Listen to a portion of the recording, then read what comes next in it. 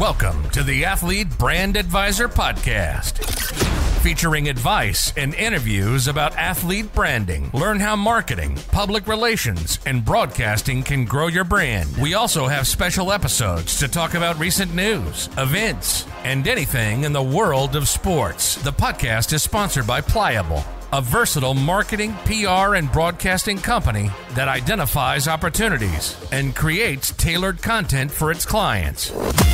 Now it's time to roll. Here's your host, Glynn. Thanks, and welcome to the Athlete Brand Advisor Podcast. In this episode, we're talking about sports marketing and athlete branding. Today's guest is Gordie Gronkowski Jr. He attended Jacksonville University and played baseball as an All-American.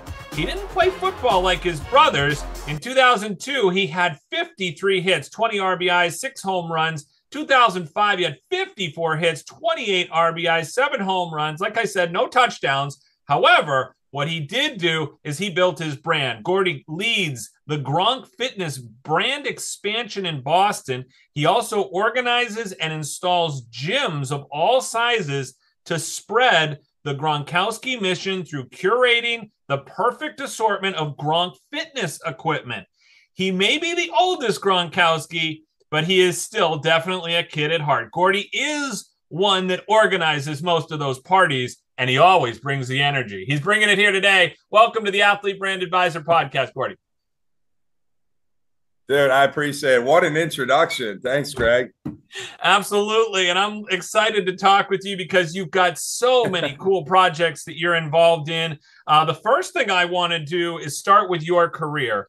Growing up in a family with all those brothers, talk to me about how you got into sports and why you went into baseball when everybody else went into football. You know what? This is a funny question, actually, because I think I don't talk about it enough. So it's actually, it's funny because I went to 2 Little League World Series playing baseball.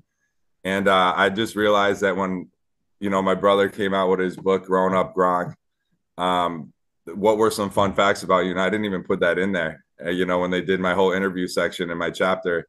And, so I played, as coming from Buffalo, New York, 3 sport athletes, as you could think of, being up in Maine and anywhere in the Northeast and Northwest. Up north, you're playing 3 to 4 sports if you're an athlete. So my sports were baseball, hockey, basketball, and I played a little bit of golf my freshman year. I lettered in golf, but then I never played since because you can't mess up your baseball swing, And I went to the World Series when I was 12 years old, Babe Ruth World Series, and 15 years old. So 2 fun facts about me. Pretty crazy. First time I ever flew in my life was when I went to the World Series in Louisiana. And I just never played football. I went out one time. My brother Dan was a sophomore. I was a senior. He was a quarterback.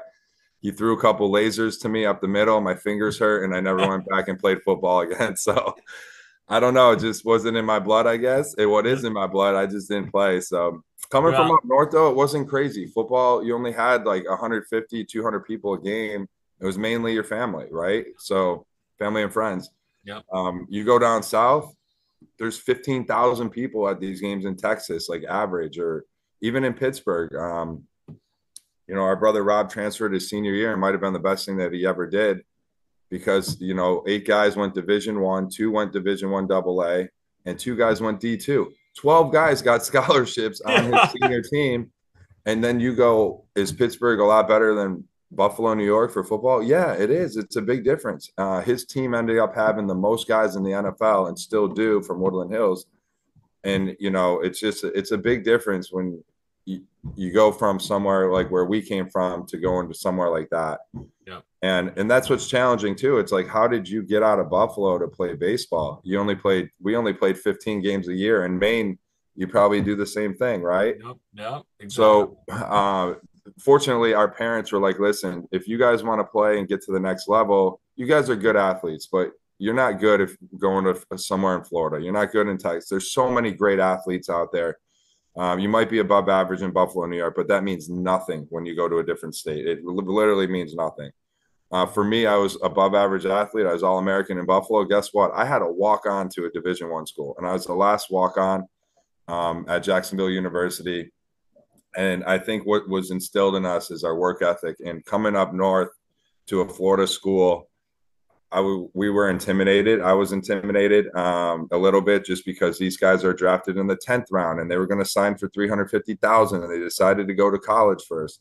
And you're like, how am I ever going to really make this? And the way you're going to make it is by outworking them. And it's outworking them, not just, in the gym, but in the classroom and on the field.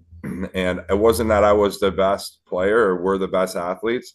We just really try to figure out how to outwork people and lead by example and not lead by talking.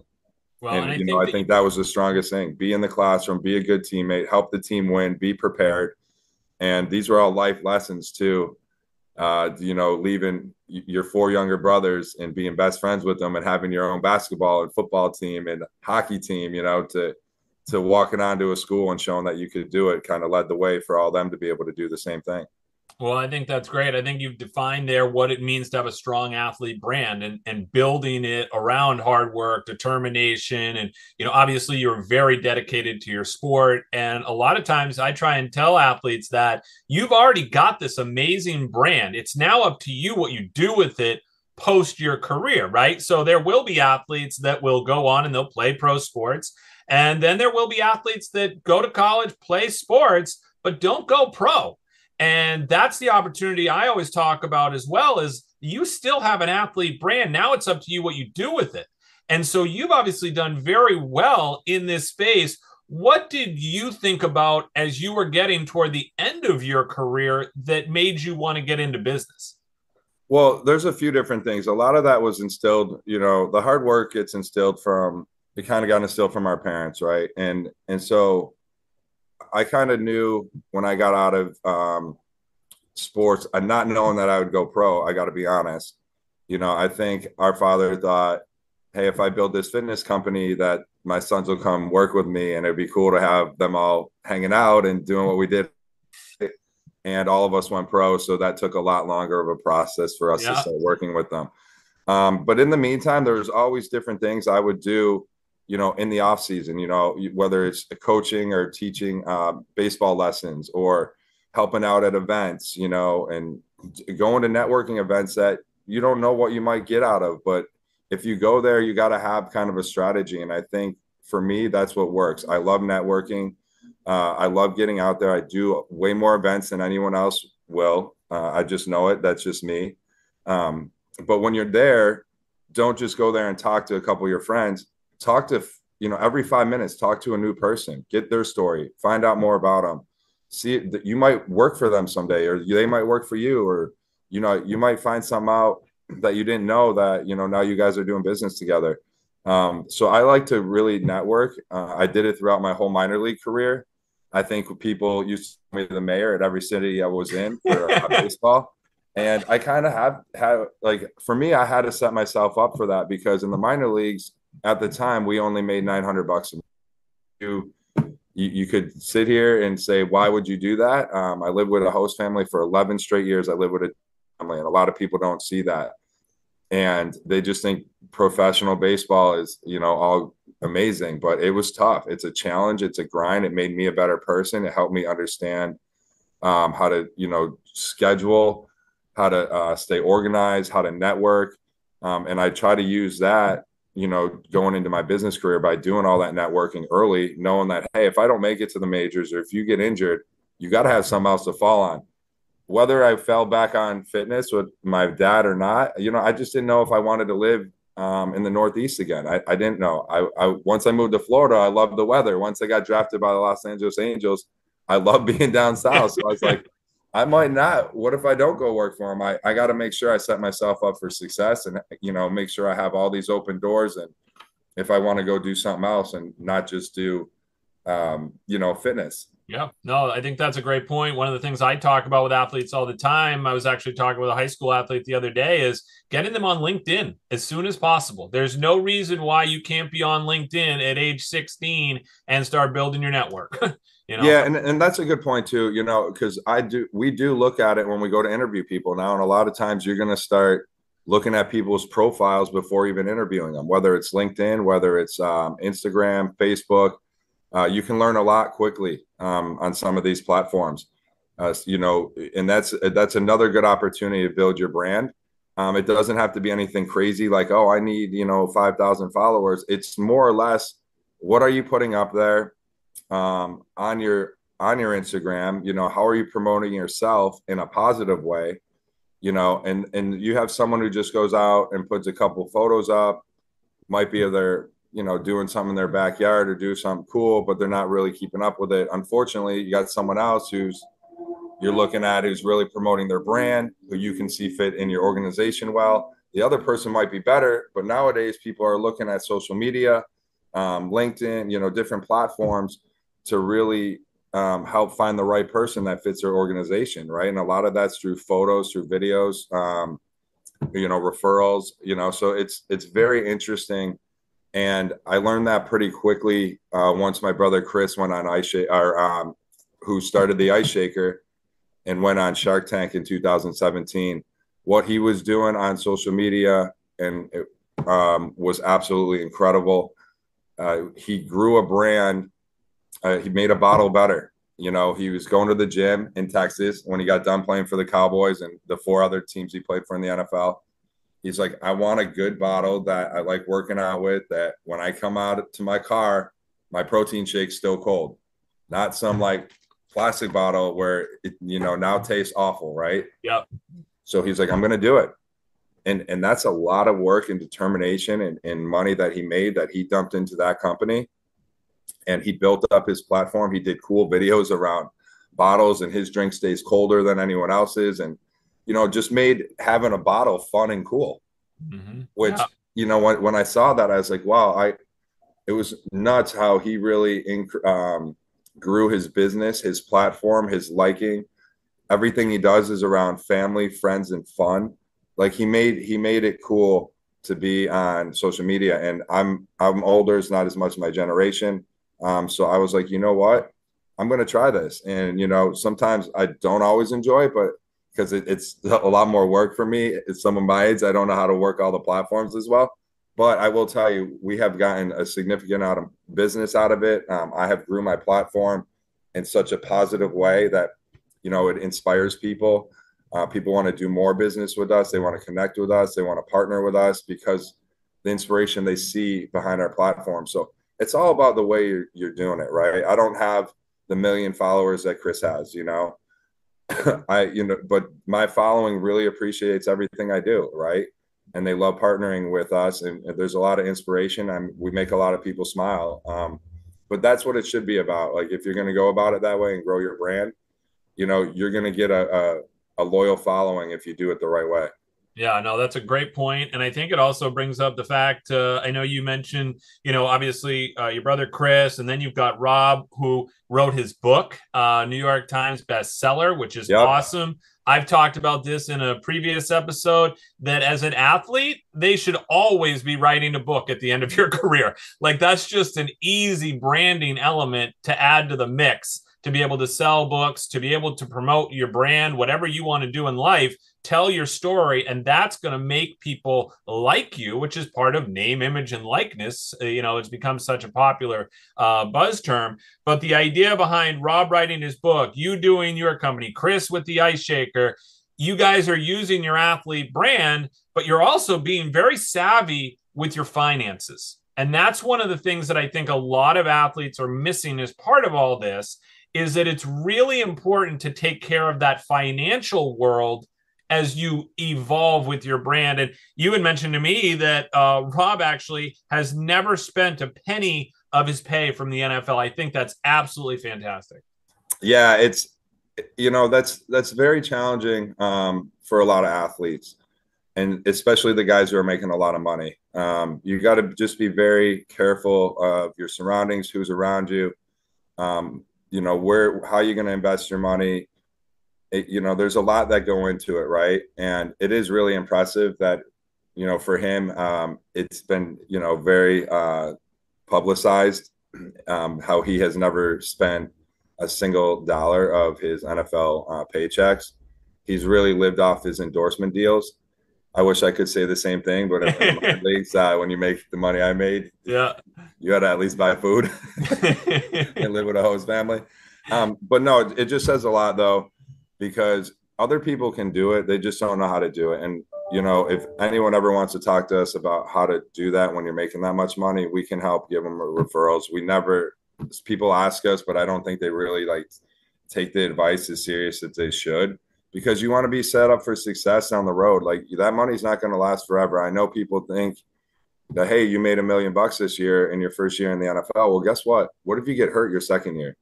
What if something happens? You know, after tax, that's really only 500. After you pay your agent, you know, that's another 3 to 5%. Then after you're, you know, all that, everything else that comes out of it, you're really not at that much. And then your second year, you don't have a job or you got hurt. And next thing you know, really that money is divided over 3 years and you didn't have a game plan for it. The money wasn't making money. Right. You know, you were spending it instead of, you know, saving it. And so these are all things that unfortunately a lot of us athletes run into, is this type of financial issues. And so, you know, it's hard. Like what I would do is try to find a bigger company, like a Morgan Stanley, or, you know, a company that, you know, is going to have your backing. Not one of your friends' companies, you know, someone that's usually bigger or they have a really good reputation. And even don't put all your money into just one company either, in case something doesn't go right, spread it as well. And usually, you know, you can be very successful doing that and let your money grow while you're continuing to build up your career. So that way you're set, or hopefully closer to being set, you know, when your career is over. But yeah, it's a very sensitive subject because unfortunately, a lot of athletes have also been led in the wrong direction of financial advisors, or their friends tell them to go with this person, but really they're taking a cut on the back end of their own buddy. Like it's absolutely ridiculous. And the amount of stories I've heard over the years, it's just even like more heartbreaking, because I'm like, some of these people I know and I personally have met, and they're great people, and they just been taken advantage of. And you're like, how can, like, you just wonder how it can happen, right? Yeah. So you just got to be very diligent of the people you put around you, who you work with as well. Like I said, you don't have to do everything all at once. You could start off smaller to make sure you're building, you know, building that up. But, you know, overall, you know, you really want to find the right people to work with to make sure financially that, you know, it's going in the right direction as you continue to grow your brand. No, that's a great point. And trust and that inner circle kind of that you talk about is such an important piece of being an athlete, having the right people in your circle, having that trust factor. Let's talk about what's next. Now that you've got all this success, talk to me about what's next for Gronk Fitness and what you're planning to do. Yeah, and talking about that trust factor, that's so critical to these athletes. And unfortunately, they're so young, right? But you really got to lean on the people you know be there for you. And I really think that is huge, to understand that, hey, if you got to get rid of, you know, your mom, your dad, your best friend, you know, whoever it is, because they're bringing negative energy, they're not in it for the right reasons. I know that they're that close to you. First, you should probably have a conversation. But after that, if they keep doing the wrong things, you got to move. And you got to do what's best for your health and for your mind and your body. And you can't let other people bring you down. Unfortunately, that, you know, these are hard decisions, but you also got to do what's best for you. And I just don't care. If people give me negative energy in our circle, I will find a way to weed them out or get rid of them. Yeah. You know, and it's hard to say that, but it just will happen. It just doesn't happen. I was actually reading a stat the other day that positive people are like 37% more efficient and effective. It's absolutely true. Yeah. And if I don't feel like someone's fitting right on our team, it doesn't matter. We'll just, you know, we'll figure out a way to get them out. But, you know, you have to do it if you want to be successful. Otherwise, guess what? You're miserable. You're not happy. You're bitching all the time. You got to get the right people in your corner who actually want to do the right things and be there for you, because if they are there for you and everyone's pulling from the same side of the rope, everyone's going to win, short and long term. Yeah. So I just wanted to go back and hit on that. Yeah, absolutely. I think a great point. Yeah. So what was the next question? Just talking about. Yeah. What's next for you? I mean, obviously you don't sit still long. No, it's, you know, there's so many cool things going on, and you get one life, right? And I try to enjoy every day and try to figure out what's the next thing that I want to do that I'm going to have fun doing. And what, you know, I'm involved with a lot of different businesses. I invest in a lot of different businesses as well, with my brothers and without my brothers. some fit them better than fit me, and some fit me better than fit them. So, right now, I don't know, this pickleball thing's been pretty heavy. I just invested in a major league pickleball team. Nice. That's been pretty exciting to do it with some of the top people in the world, like Scotty Scheffler, Bobby Bones, CJ Stroud. A bunch of them are now, which is really exciting. We opened up a concept in Boston called the Tall Ship. It's one of the hottest outdoors venues in the world right now. We're open for 6 months. We have what's great about what I try to do is I try to do things strategically. When I invest in a company like the Tall Ship, we do real estate events there. We do fitness events there. So not only am I an owner, where I'm able to partner and go to networking events and have fitness events there. Chris and Rob just did their ice shaker event at the Tall Ship in Boston, and the views are $1 million views. So if you're ever in Boston, please stop by the Tall Ship. But these are things, again, these are networking opportunities. It's strategically thought out why I'm going to invest in a company, or have an opportunity to invest in something is usually thought out way ahead of time to make sure that it makes sense. I can get into so many different things, but I want to do it where it's going to be fun, where I want to do it with the right people, like I told you earlier. And I want to make sure that it makes sense, and strategically I can grow my businesses and my brand and my networking to a different level.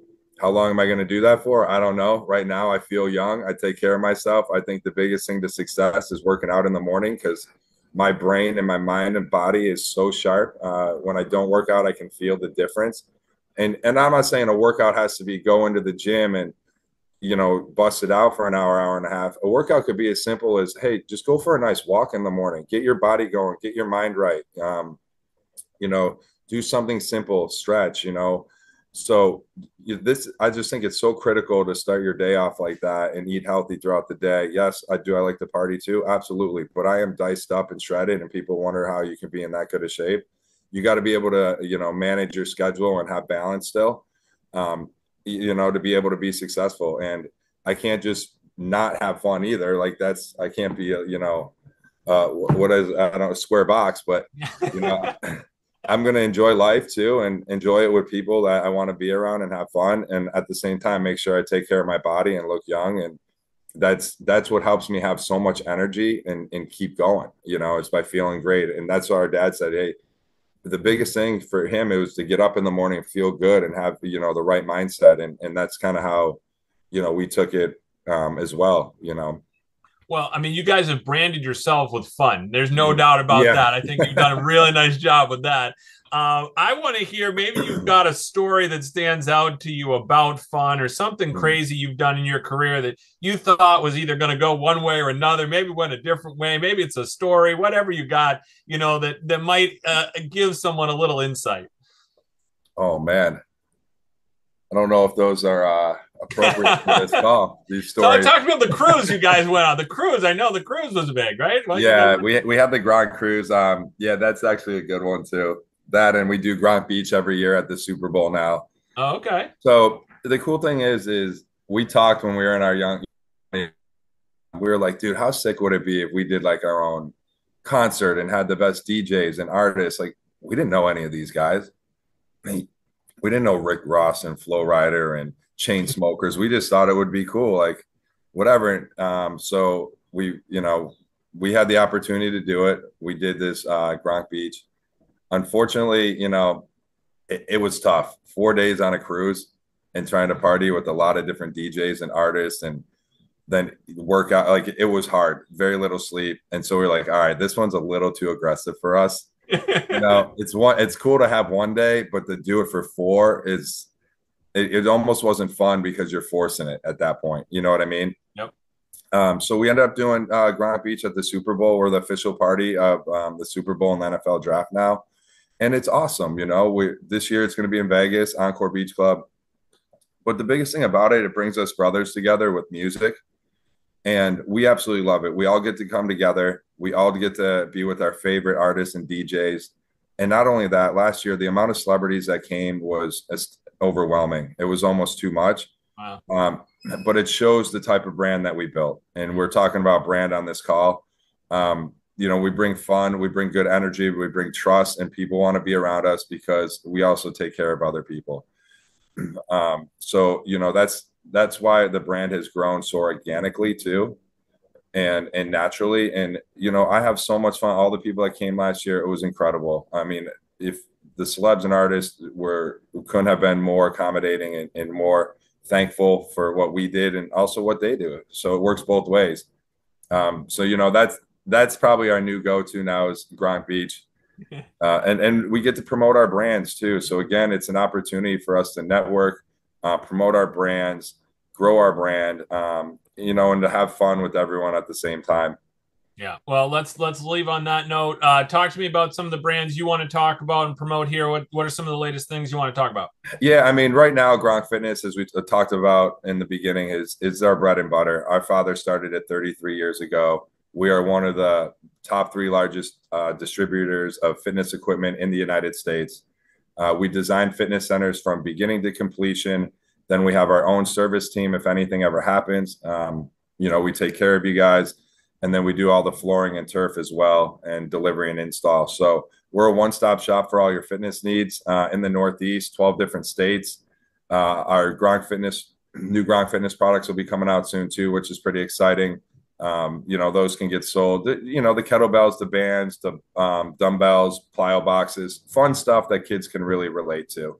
And that's how we were. We always wanted to. We thought these hockey players and athletes are so cool when we were kids, and we know how important it is for other kids to look up to us and be able to work out the way we work out and feel like they are. And if they get in there and that helps one kid out or helps one person feel better or get to the next level because they're using our equipment, it's a win, right? So it's exciting about all the accessories and fitness equipment we have coming out with the Gronk Fitness logo on it, the spike logo. So yeah. We'll have a lot of new stuff coming out in about 8 weeks, which is really cool. But for the most part, yeah, if anyone ever needs fitness equipment for their home gym or for their commercial gym, please think of me, think of us, think of our amazing team, our Gronk Fitness and GG Fitness team. We love to help deck out your gyms. We have done so many gyms up in the Northeast, especially in Maine, Bangor Savings Bank, waterfront concerts. We put a special gym in behind the concert stage just for the artist. Oh, that's cool. Yeah, up there. We just did a couple big schools up there, John Baptist, Bangor High School, Nokomis High School, and then Kobe College, the 3-story gym we built for them. Right. Elfon Youth Center right down the street. We have been doing so much fitness up in the north or up in Maine, throughout Portland, all the way up to Bangor, and actually Presque Isle Community High School. We've been all the way up in Fort Kent. It's been crazy. So it's fun, and we get to deck out gyms for a living and help people live a healthier lifestyle. So Gronk Fitness all the way. You need something, let us know. We love to take care of you. There you go. Certainly, I was really excited to talk with you about everything you've got going on. And, thanks, we were even talking a little bit about name, image, and likeness. I know you guys may evolve into that space with some of your products. So really excited about everything you guys have going on. Thanks again so much for being part of this podcast. Thanks for all you guys do for athletes as well. On behalf of all the athletes I work with, I just know there's so much stuff that you guys do to help them get better every day. And I think just even hearing some of the education that you've talked about here today around financial literacy, saving money, putting, time into good people and good energy is really important for these athletes to hear. So I'm glad we were able to spend a few minutes together, Gordie. I appreciate it. Yeah, absolutely. And kids, don't talk about it, be about it. Lead by example. Just work your butts off in the classroom, and be a good leader by just working hard, in fitness or in the weight room and on the field, and all that'll just lead to good business. Not everyone's going to go pro. Obviously, for our family, it's 1 in 30 million. That's not going to happen. Most people, if you can even get to college and play a sport, that's great. If you can be a scientist or an astronaut, I don't know anything about that world. I think that's one of the coolest things as well.